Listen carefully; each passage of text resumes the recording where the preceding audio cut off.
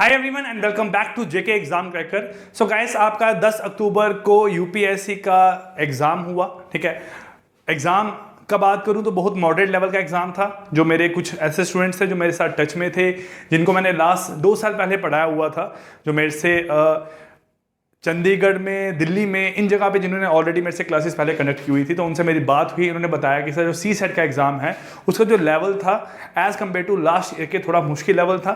ठीक है, कुछ पैसेजेस इंग्लिश पे कॉम्प्रिहेंशन पार्ट ज़्यादा पूछा जा रहा है। लेकिन अगर बात करूँ मैं जम्मू एंड कश्मीर एग्जाम की, जो Jammu and Kashmir administrative service का एग्जाम है JKAS 2021 का, जो कि प्रीलिम्स एग्जाम होने वाला है 24 अक्टूबर को। बहुत सारे स्टूडेंट्स ऐसे हैं जो कि मेरे साथ भी टच में है JKAS एग्जाम में। ठीक है, जिनका सीट सेट का जो पार्ट है, जो ऑलरेडी मेरे साथ किसी बैंकिंग कोर्स में जुड़े हुए हैं, जो मैथमेटिक्स एंड रीजनिंग कोर्स में जुड़े हुए हैं, या जो यूट्यूब पे हमारे ऑलरेडी लेक्चर देखते रहते हैं, उन सब का जब से यूपीएससी का एग्जाम थोड़ा अच्छा नहीं हुआ है, सी सेट की बात करूँ स्पेशली मैं आपकी, उनके कॉल्स आ रहे हैं रिगार्डिंग कि सर हमें JKAS के लिए सी सेट का थोड़ा अच्छे तरीके से गाइड किया जाए और हमें बताया जाए कि सर कैसे क्रैक किया जाए, और जो आपकी तरफ से हमारे लोगों के लिए हेल्प हो सकती है वो आप करने की कोशिश करो। सो गाइस, सबसे पहले आपको बताया है कि आपको जो एग्जाम है 200 मार्क्स का आपका रहता है जनरल साइंस का एग्जाम, जिसमें आपको 100 क्वेश्चन रहते हैं, 2 मार्क्स ईच क्वेश्चन। ठीक है, और अगर आप उसमें लेके चलो कि अगर आपके ज़्यादा नहीं तो आपके 95 100 मार्क्स के अराउंड आ रहे हैं, तो आपका जो एग्जाम है वो सही तरीके से क्वालिफाई हो जाएगा। लेकिन अगर बात करूँ सी सेट ऐसा कंपोनेंट है जिसमें आपको 200 नंबर का तो पेपर आना है, 2.5 नंबर का हर एक क्वेश्चन रहेगा, आपका 80 नंबर ऑफ क्वेश्चन रहेंगे। लेकिन जरूरी नहीं है कि आपको इसमें 200 में से 150 या 120 नंबर लेके आने हैं। आपका ये सिर्फ एक बोल सकते हो कि एक पड़ाव है आपका, जो आपको सिर्फ क्रॉस करना है एग्जाम को क्वालिफाई करने के लिए। ठीक है, ये ऐसा एग्जाम है जो सिर्फ आपको क्वालिफाई करने हैं, आपको इसमें मार्क्स नहीं लेके चलने हैं। तो अगर आप एग्जाम में 80 में से ज्यादा नहीं तो 30 क्वेश्चन भी सही करके आते हो, तो आपको टोटल 200 में से 33% मार्क्स चाहिए, तो आपका जो एग्जाम है वो क्वालिफाई हो जाएगा। हम तब भी जो बच्चे हैं, जो स्टूडेंट्स इन एग्जाम्स को देते हैं, वो तैयारी रखते हैं अपने एंड से कि सर हम मिनिमम सी सेट में 45 क्वेश्चन अटेम्प्ट कर पाएं। तो आपका जो पूरा सी सेट है वो 3 कंपोनेंट्स में डिवाइड है, जिसमें 2 कंपोनेंट मेरे हैं, मैथमेटिक्स एंड रीजनिंग। तो मेरी तरफ से जो आप लोगों की हेल्प हो पाएगी, आपको प्रीवियस ईयर क्वेश्चन करवाए जाएंगे, और उसके साथ साथ में एक प्रॉपर तरीके से, अगर आप लोग विलिंग हो तो एक प्रॉपर तरीके से पूरी गाइडेंस के साथ आपको सारे के सारे टॉपिक यहाँ पे कवर अप किए जाएंगे, ताकि आप अगर एग्जाम में जाओ तो आपके जो 80 में से मिनिमम बोल के चल रहा हूँ कि 45 से 50 क्वेश्चन जो हैं वो आपको क्वांटिटेटिव एप्टीट्यूड और आपको यहां पे रीजनिंग में से ही आने हैं, जिसमें से भी कुछ सिलेक्टेड टॉपिक्स ऐसे हैं। अगर आप नंबर सीरीज और कोडिंग डिकोडिंग की बात करते हो तो आपके 10 क्वेश्चन तो मेरे पास इसी में से बन जाते हैं। अगर आपको परसेंटेज क्लियर हो गया तो परसेंटेज के साथ रिलेटेड टॉपिक जो हैं आपके 10 से 12 टॉपिक क्वेश्चन तो इसी में से निकल जाते हैं। तो आपका एग्जाम क्वालिफाई करना बहुत इजी है। ये नहीं है कि आप इसको क्रैक नहीं कर सकते हो। आपको 33% मार्क्स चाहिए ना, तो आप लेके चलो कि अगर आपके 100 में से अगर आप 70 के अराउंड आपको मार्क्स 67 के अराउंड आपको मार्क्स चाहिए यहाँ पे एग्जाम क्वालिफाई करने के लिए, तो अगर आप 45 क्वेश्चन भी सही अटेम्प्ट करके आते हो इंग्लिश के पार्ट को छोड़ के भी,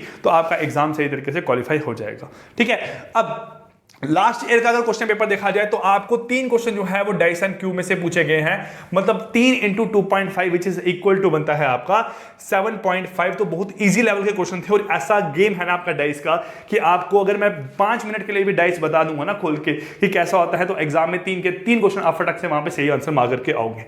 फिर आपका नंबर सीरीज है और लेटर सीरीज है, कोडिंग डिकोडिंग है, एनालॉजी रहता है, ऑड वन आउट रहता है। इसमें भी एग्जाम में लास्ट बार 10 क्वेश्चन अप्रॉक्सीमेट पूछे गए हैं, तो बहुत ईजी क्वेश्चन थे, बहुत इजी लेवल था, आराम से आप लोगों से सॉल्व हो जाएंगे।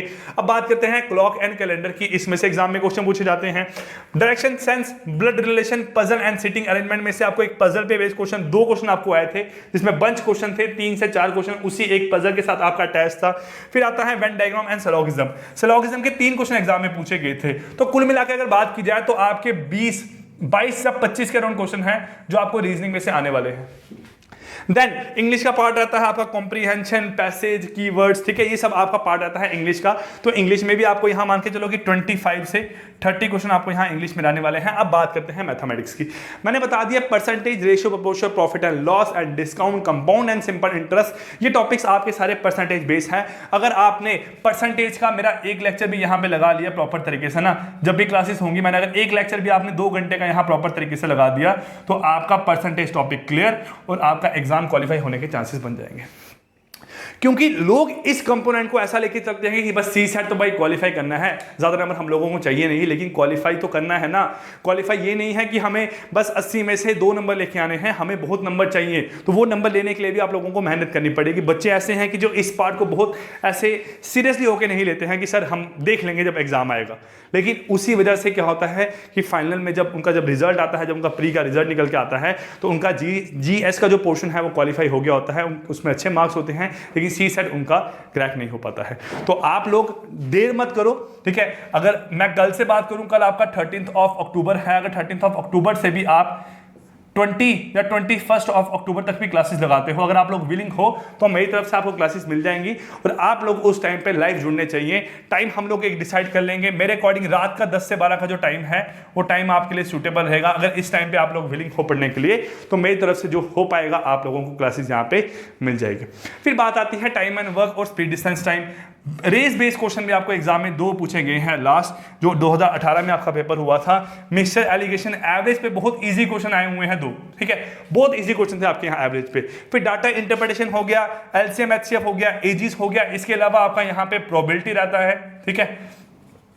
ये कुछ टॉपिक है जो आपके एग्जाम में आपको रहते हैं, और आप लोग अगर एक प्रॉपर तरीके से क्लासेस चाहते हो तो कमेंट कर देना, ठीक है।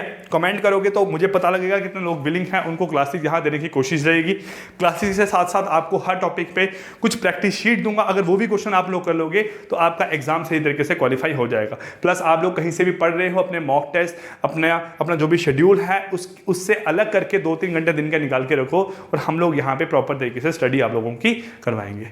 सो ये एक तरीका था एग्जाम को क्वालिफाई करने का। आपको आई होप ये चीज़ पता चल गई होगी कि 45 क्वेश्चन आपको मिनिमम लेके चलने हैं एग्जाम क्वालिफाई करने के लिए। 5-10 क्वेश्चन से एग्जाम क्वालिफाई नहीं होगा, 20 क्वेश्चन से भी एग्जाम क्वालिफाई नहीं होगा। आपको मिनिमम 45 क्वेश्चन या 40 क्वेश्चन अटेम्प्ट करने हैं, और वो ऐसे क्वेश्चन होने चाहिए कि आपको श्योरिटी हो कि इन 40 में से 35 क्वेश्चन मेरे सही हैं, ताकि अगर आपकी नेगेटिव मार्किंग भी हो तब भी आपका एग्जाम यहाँ क्वालिफाई हो जाए। सो गाइस, आप लोगों को कमेंट करके बताना है कि आपको ये क्लासेस चाहिए कि नहीं चाहिए। जितने लोग विलिंग होंगे उतनी जल्दी हम लोग क्लास स्टार्ट करेंगे 13 से। हमारे पास बहुत कम टाइम बचा है, लेकिन जो 10 दिन बचे हैं उन 10 दिन में भी आप लोग इस एग्जाम को क्वालिफाई करने की अच्छी तरीके से तैयारी कर सकते हो। So guys, I wish you all the best. Thank you and take care.